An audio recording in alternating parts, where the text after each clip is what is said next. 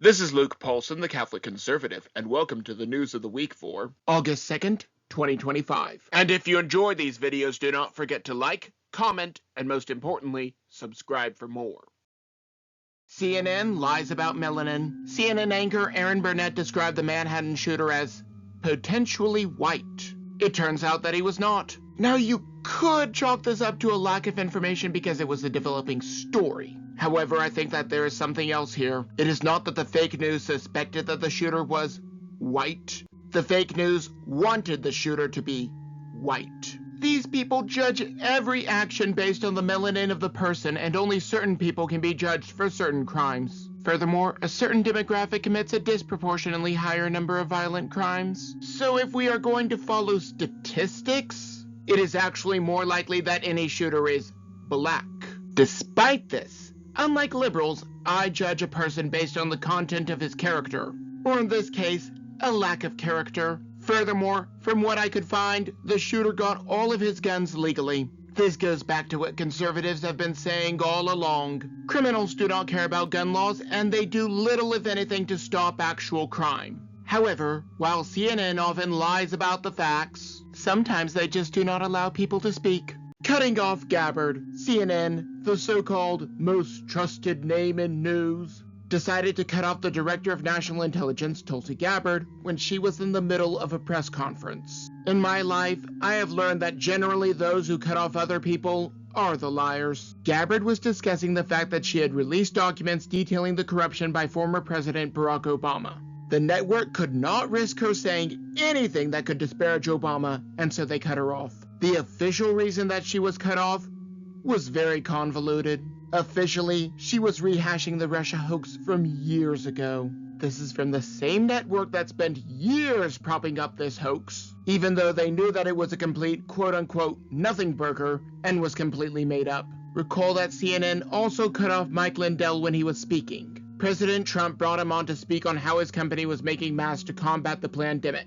But the fake news cut him off, claiming that Lindell was irrelevant. If you ask me, he was cut off so that their audience would not see Lindell in a positive light. If Lindell was not seen in a positive light, that alienates him and President Trump. Either way, the co-conspirators are lawyering up. Doubtlessly, Barack Obama is lawyering up as well. No word yet on how his husband is taking this. Everything is political, and everything has a motive. The sooner you learn that, the better off you will be. Speaking of motives, let us talk about a possible plea deal with Ghislaine Maxwell. Did Maxwell get a plea deal? Maxwell is supposedly singing like a canary about her former clients, and she could potentially get a plea deal if the information that she surrendered pans out. Supposedly she spilled the beans on at least 100 clients of the infamous Jeffrey Epstein. As you know, not only did Epstein not kill himself, but Ghislaine Maxwell trafficked children to nobody at all. I do not know much about the legal system, but from what I can tell from watching Law & Order, if her testimony leads to the arrest of her former clients, she could potentially get out sooner. One trafficker who will be marked for the rest of her life and unable to get a loan to start up a new operation, or countless predators locked away forever, slowly awaiting their opening in hell. As unpopular as this opinion may be, I think that the latter is a wise option. There are very few crimes worse than what Maxwell and Epstein did, but organ harvesting through vivisection is a close second. Ending organ harvesting.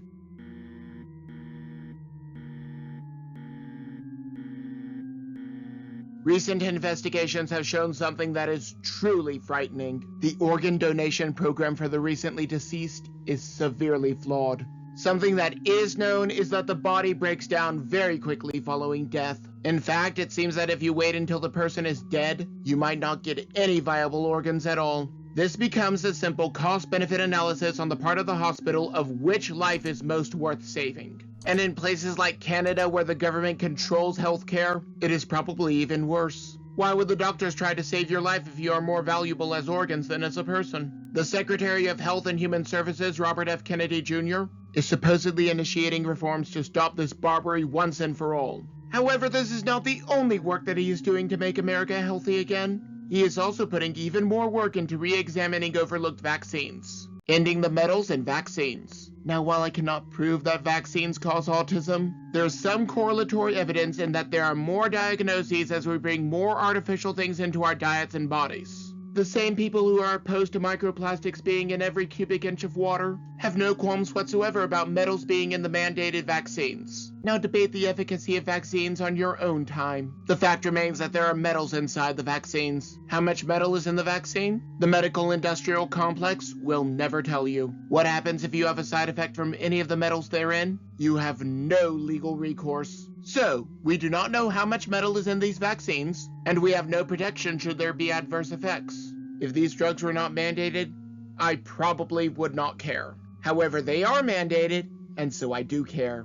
How about instead of this, we just allow these drug companies to be sued and not make their drugs mandatory? The invisible hand would get rid of all of the toxins, if any. Then the medical industrial complex would have to have a better marketing scheme, as opposed to just having lobbyists. Speaking of marketing, American Eagle Jeans. American Eagle is a company that produces jeans and recently got into some hot water. They produced an ad campaign with Sydney Sweeney saying that she has good genes. It is a clever little play on words that is quite funny. However, liberals did not think that it was funny. They started imagining connections to the National Socialists of World War II. They also made connections to the eugenics movement, which was really hammered by the Democratic Party of the time. Now, aside from their utter ignorance of basic history, there's also a lack of self-awareness on the part of these Democrats. Usain Bolt has good genes, and if anyone wanted to say that, the same liberals would not object. Granted, I doubt that he would be a good sponsor for blue jeans as it does not fit his athletic motif,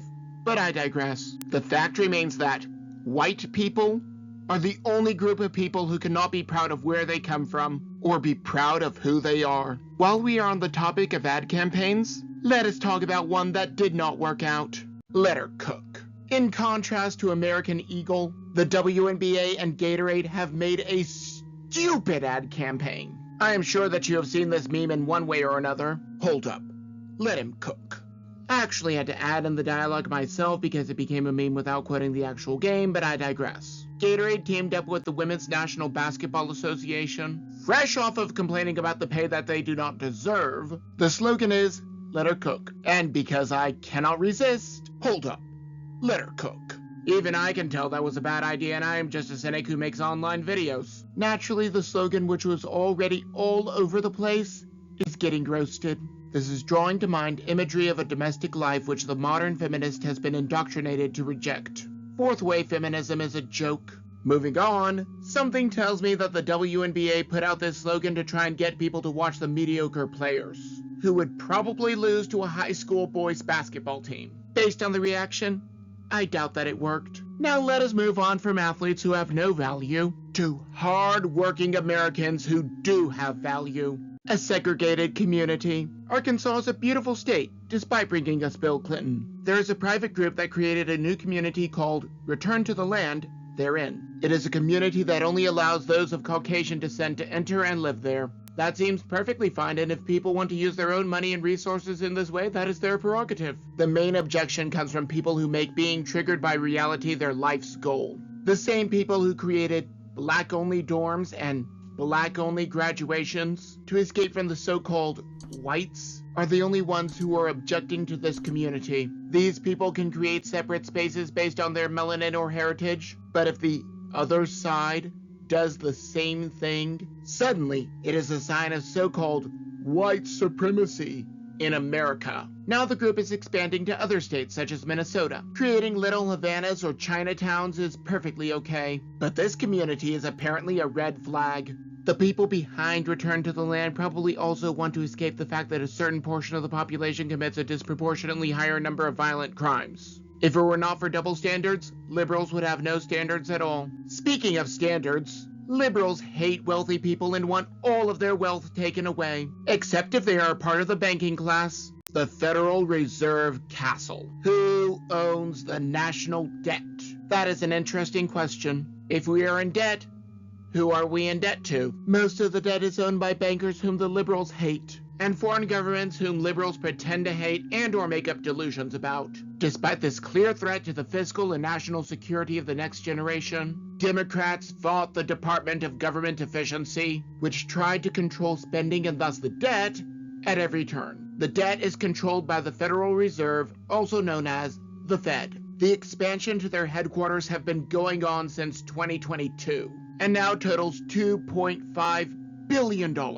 The expansion is not only behind schedule, but it is also over budget. This is an excellent example of why the Fed needs to go. They are just as irresponsible with their construction as they are with the nation's fiscal policy. Their actions only make the debt worse to enrich themselves. Ironically, Bernie Sanders and Alexandria Ocasio-Cortez would stand by the Fed. The wealthy always come out the best under socialized policies. Speaking of such policies, let us go to some good news out of the European Union. The European deal. President Trump literally wrote the book on making deals. Now he has made another major trade deal which benefits Americans. This time with the EU. There is still going to be a 15% tariff on all of their imported goods. But they now have a market for American-made cars, as well as American energy, which the Democrats have been trying to cut off. But the EU is also planning to invest $600 billion into the United States economy. Whether this will come to full fruition is anyone's guess. However, President Trump does have a spectacular track record,